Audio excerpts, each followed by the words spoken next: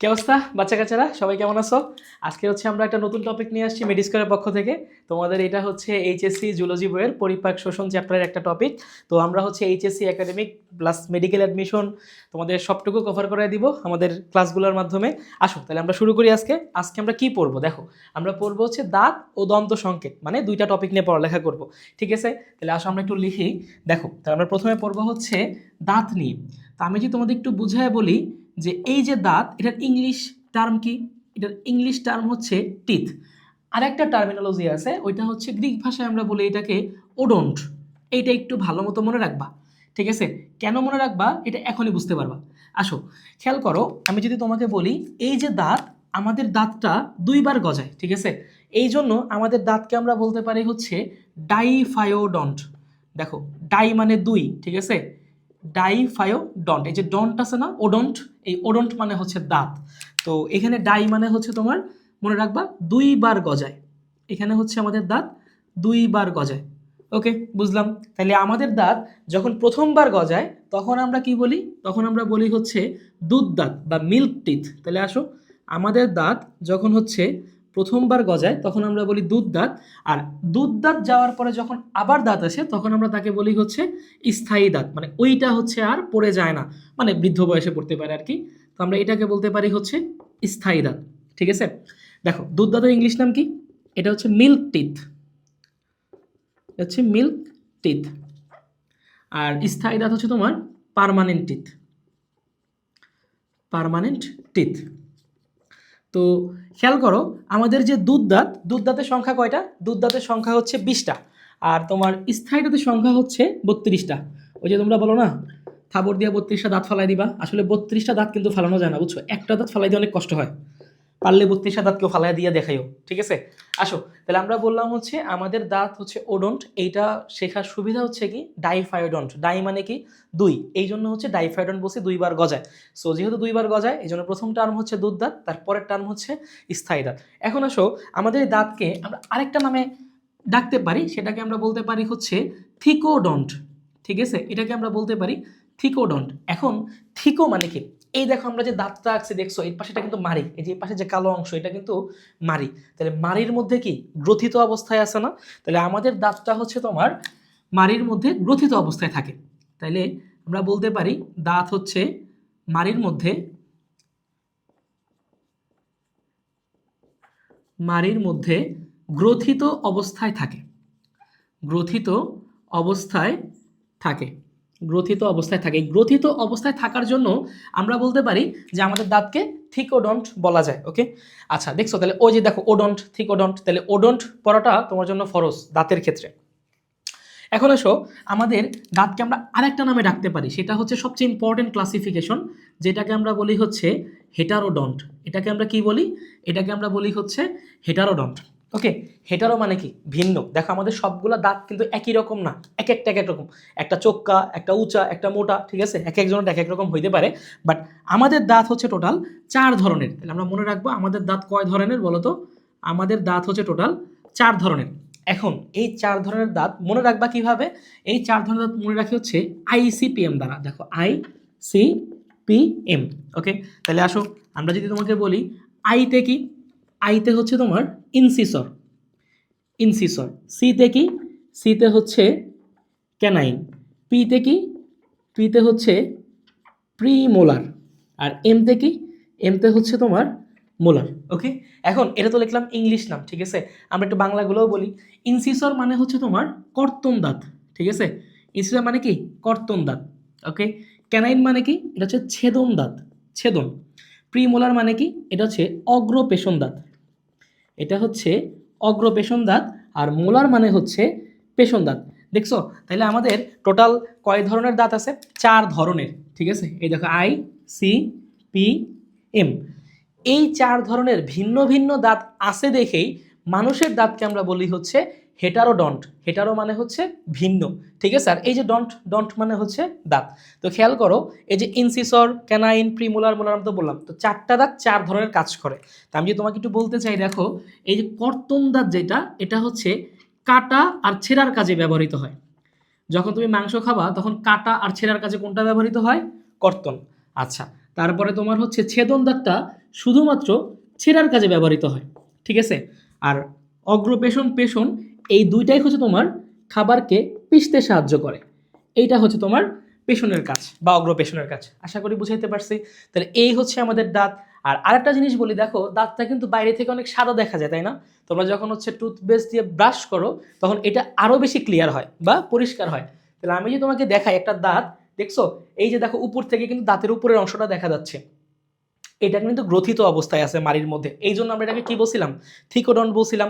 এখন দেখো দাঁতের যে বাইরের অংশটা, এই যে কালো কালারের যে অংশটা দেখো, এই যে বাইরের অংশটা দেখা যাচ্ছে, এই বাইরের অংশটাকে আমরা বলি হচ্ছে এনামেল। ওকে, এই বাইরের অংশটাকে আমরা কি বলি, এনামেল। এইটাই কিন্তু আমরা বাইরে থেকে দেখতে পারি। ইভেন আমরা যে টুথপেস্ট দিয়ে যে আমরা যে ব্রাশ করি, আমরা কার উপরে ব্রাশ করি, এনামেলের উপরে। ক্লিন হয় কোনটা, এনামেল। আচ্ছা, তো দাঁতের ভিতরে দেখো এনামেল তো বাইরের অংশ যেটা ক্লিন দেখা যায়, আর এই যে ভেতরের অংশ লাল কালারটা, এইটা হচ্ছে কি, এটা হচ্ছে ডেন্টিন। এটা হচ্ছে ডেন্টিন, যেটা হচ্ছে দাঁতের ভিতটা গড়ে তোলে। তাহলে বাইরের দিকে কি থাকে, এনামেল, ভিতরের দিকে কি থাকে, ডেন্টিন, ঠিক আছে। তো ডেন্টিনের ভিতরে কি থাকে, ডেন্টিনের ভিতরে মূলত দাঁতের যে রুটটা থাকে, ওই রুটটার নাম কি, এই রুটটার নাম হচ্ছে তোমার যে নীল কালারিয়া যেটা আছে, এই রুটটার যে নাম, এটাকে আমরা বলি হচ্ছে পাল্প। এটা কিন্তু এবারের মেডিকেলের ভর্তি পরীক্ষার প্রশ্ন, ঠিক আছে। তাহলে একটু খেয়াল করো, আমি যদি তোমাকে বলি একটা দাঁতের গঠন হচ্ছে বাহিরে থেকে ভিতরে তিনটা, একদম সর্ববাহিরের লেয়ার কি থাকে, এনামেল, তারপরের লেয়ারে কি থাকে, ডেন্টিন, আর ডেন্টিনের ভিতরে দাঁতের রুট আকারে কোনটা থাকে, ওটা হচ্ছে পাল্প। আশা করি বুঝাইতে পারছি। তাহলে এইটা হচ্ছে আমাদের দাঁত নিয়ে কথাবার্তা। তাহলে আমাদের একটা টপিক শেষ, এরপরে আছে কি, দন্ত সংকেত। তাইলে আসো আমরা হচ্ছে এখন দন্ত সংকেত পড়ব।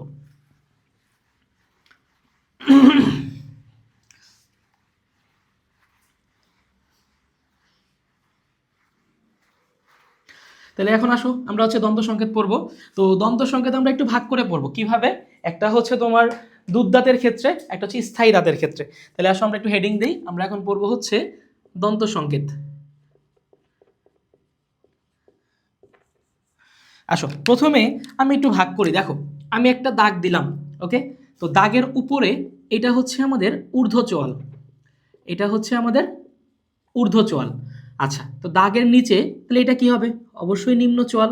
তাহলে একটু চিন্তা করো তো, এই দেখো আমি যদি তোমাকে বলি ধরো এটা আমার মুখ, আমি এইভাবে ভাগ করলাম, ঠিক আছে। তাহলে আমার উপরের টুক কি হবে, ঊর্ধ্বচোয়াল, নিচের টুক কি হবে, নিম্ন চোয়াল। তো এই ঊর্ধ্বচোয়ালের একটা নাম আছে, এটাকে আমরা বলি হচ্ছে ম্যাক্সিলা, ঠিক আছে, এটাকে আমরা বলি ম্যাক্সিলা। আর নিম্ন চোয়াল যেটা, এটাকে আমরা বলি হচ্ছে ম্যান্ডিবল। আশা করি বুঝছো। দেখো আমি যদি প্রথমে অ্যাডাল্টের দাঁতের কথা চিন্তা করি, কয়টা দাঁত, 32টা। তাহলে তুমি 2 ভাগ করো, তাহলে উপরে কয়টা যাবে, 16টা। তাহলে উপরে আসবে কয়টা, 16টা। নিচে আসবে কয়টা, এখানেও 16টা। টোটাল মিলে কয়টা হবে তাহলে, 32টা। ওকে, তাহলে ঠিক আছে। আসো তাহলে আমি এই 16টার মধ্যে দেখো, তাহলে উপরে 16টা যাবে, আমি আর একটু ভাগ করলাম, 4 ভাগে ভাগ করলাম। উপরে তো 16টা দরকার, ঠিক আছে। আমি 16 এইভাবে লিখতে পারি না, এই যে 8 8 16, আবার নিচেও কি 8 8 16, 4টা চতুর্ভাগে ভাগ করলাম। এখন আমরা যে কোনো একটা চতুর্ভাগ নিয়ে পড়ালেখা করব। দেখো এই যে তোমাকে বললাম, এই একটা চতুর্ভাগ থেকে কিভাবে মনে রাখতে পারো, একটা সংখ্যা মনে রাখবা, ICPM, যেটা আমরা তখন পড়াইলাম, কোডটা মনে রাখবা, চিট কোড 21 23। তাহলে ICPM 21 23, এই চিট কোডটা মনে রাখবা। কেন, এই দেখো, তাহলে এই দেখো 21 23 এখানে লিখে দিবা। তাহলে দেখো ইনসিসর দাঁত আছে এই যে 8টা, এই 8টার মধ্যে ইনসিসর আছে 2টা, ক্যানাইন আছে 1টা, প্রিমোলার আছে 2টা, মোলার আছে 3টা। দেখি তো 8টা হয়েছে কিনা, আসো তো আমরা একটু মিলাই দেখি আসলেও 8টা হয়েছে কিনা।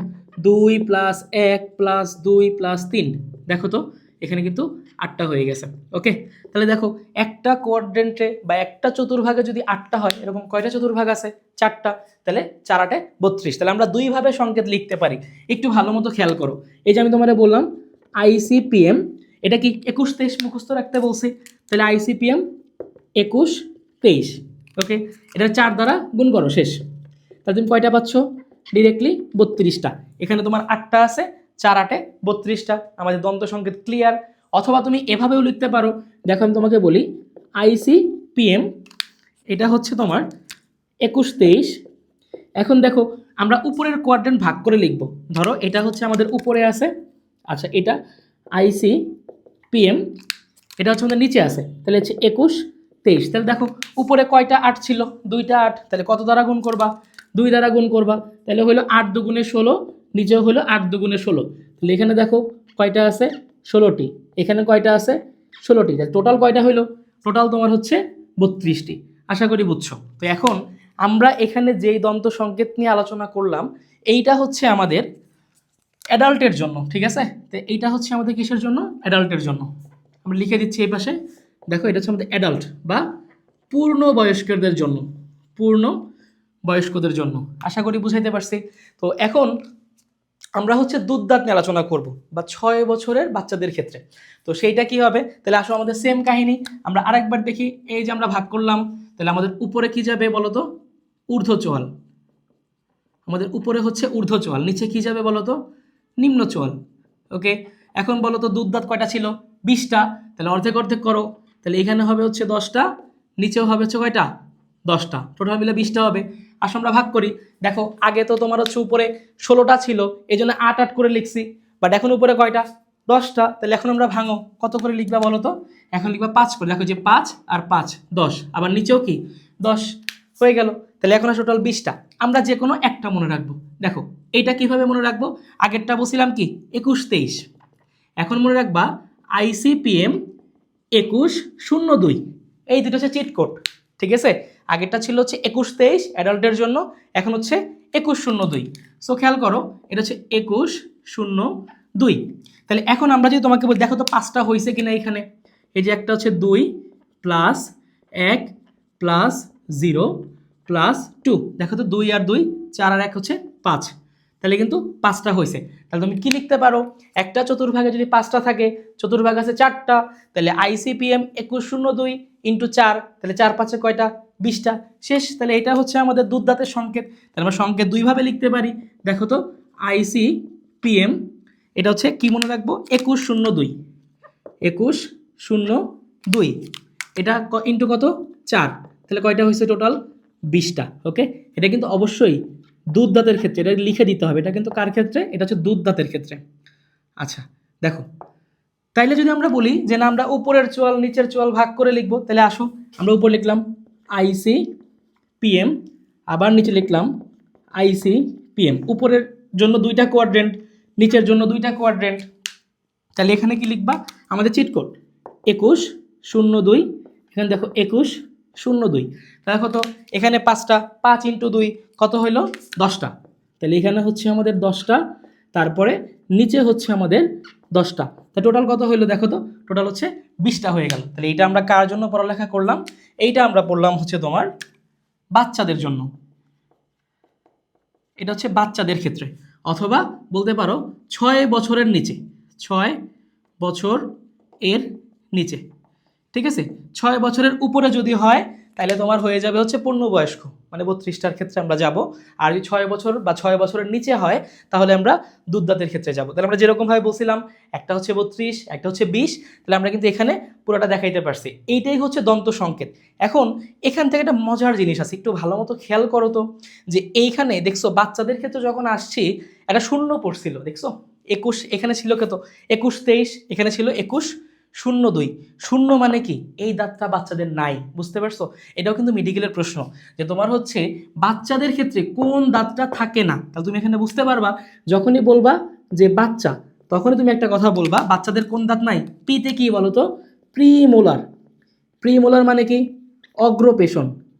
তাইলে বাচ্চাদের কোনো অগ্রপেশন দাঁত নাই, এটা কিন্তু পরীক্ষায় আসবে। বাচ্চাদের কোনো অগ্রপেশন দাঁত নাই, বুঝতে পারলা।